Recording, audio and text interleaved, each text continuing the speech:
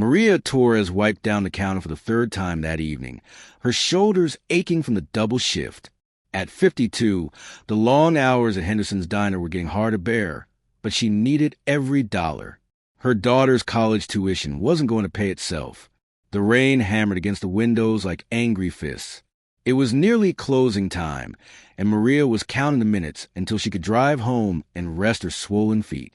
That's when she saw him, an older gentleman, maybe in his late 60s, walking slowly along the highway outside. His suit was drenched, his gray hair plastered to his head. He clutched a leather briefcase against his chest like it was the most precious thing in the world. Every few steps he would pause, as if gathering strength to continue. Maria's manager, Derek, a stern man in his 30s, was busy counting the register. She glanced at him, then back at the struggling figure outside. Her mother's voice echoed in her memory. Mija, when you see someone suffering, you help. That's what makes us human. Maria grabbed her keys and rushed outside, not bothering with an umbrella. The rain soaked through her uniform immediately, but she didn't care. Sir, are you okay? The man turned, and Maria saw exhaustion etched deep in his weathered face. His blue eyes were clouded with worry. My car broke down about 2 miles back, he said, his voice hoarse. I've been trying to make it to town. I have something very important in this briefcase. I can't let it get damaged by the rain. Maria didn't hesitate. Come with me. My shift just ended. I'll drive you wherever you need to go. The man's eyes widened with disbelief. You would do that for a stranger? My mama taught me better than to leave someone stranded in a storm. She led him to her old pickup truck, the one with a dent in the passenger door and a radio that only worked on Tuesdays. The man climbed in gratefully, still protecting that briefcase. As Maria drove, she learned his name was Robert Ashford. He had been visiting his daughter's grave, something he did every year on the anniversary of her passing. His car had simply given up on the lonely highway. She would have been 50 this year, Robert said quietly, staring out at the rain. Cancer took her when she was only 28. I never got to see her grow old, have children of her own. Maria's heart squeezed. I'm so sorry. I have a daughter. I can't imagine. They sat in comfortable silence until Maria dropped him at the Riverside Inn, the nicest hotel in their small town. Robert gripped her hand before leaving. Thank you, Maria. You have a kind soul. The world needs more people like you. Maria smiled. Just pay it forward when you can.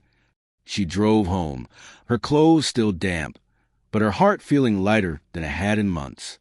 The next morning, Maria arrived at the diner to find chaos. Derek was pacing like a caged animal, his face red with fury. Maria, where's the deposit from last night? Her blood ran cold. What? I gave it to you before I left. You were counting the register. I don't have it. The bank bag is missing, and there was $3,000 in it. Maria's hands trembled. Derek, I swear I gave it to you. You took it from me and put it by the register. Well, it's not there now. You were the last person to handle it. Other staff members gathered, their faces showing doubt and suspicion. Maria had worked at Henderson's for 6 years, never once causing problems. But Derek was the owner's nephew, and his word carried weight. I'm calling Mr. Henderson, Derek announced. Until this is sorted out, you're suspended. Maria felt her world crumbling. She couldn't lose this job. She had rent due, her daughter's tuition payment coming up, and her mother's medication to buy. Please, Derek, you know me. I would never steal. Save it for the owner. Maria stood in the diner, tears threatening to fall when the door chimed. Robert Ashford walked in, wearing a crisp suit and carrying that same leather briefcase. But something was different. He moved with authority now, his tired appearance from last night replaced with unmistakable confidence. Excuse me, Robert said, his voice carrying through the diner. I'm looking for Maria Torres. Derek straightened up, confused. Who are you? Robert Ashford. I own the Ashford Hotel Group. We have properties in 15 states, including the Riverside Inn where I stayed last night. Maria's eyes widened. The Riverside Inn wasn't just nice. It was the most expensive hotel for 100 miles. Robert continued. I'm also here because I believe there's been a misunderstanding. You see, I was in this diner last night around closing time.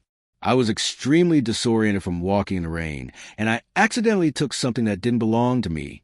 He opened his briefcase and pulled out a blue bank deposit bag. Derek's face went pale. That's our deposit. I realized it this morning when I opened my briefcase. In my confused state last night, I must have picked it up when I briefly stopped here to ask for directions before this kind woman found me. I came immediately to return it and to make sure no one was blamed for my mistake. Maria's knees nearly gave out with relief. Robert turned to her, his eyes twinkling. Maria, I also wanted to thank you properly for your kindness. Few people would have stopped to help an old man in the rain. You did so without knowing anything about me, asking nothing in return. He reached into his jacket and pulled out an envelope. This is a check for $10,000. Consider a thank you and an investment in goodness. Maria shook her head, tears flowing freely now. Sir, I can't accept this. I just did what anyone should do.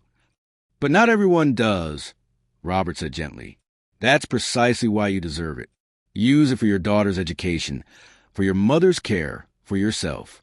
You've earned it through years of hard work and maintaining your character when it would be easier not to. Derek stood frozen, shame reddening his face. Maria, I'm sorry. I should have trusted you.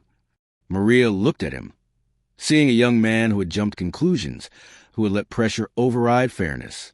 She was angry, hurt, but she also saw her own daughter's face in his desperate expression.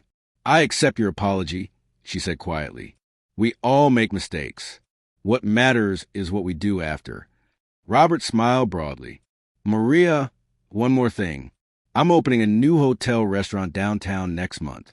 I need a manager who understands real hospitality, someone who knows that service comes from the heart.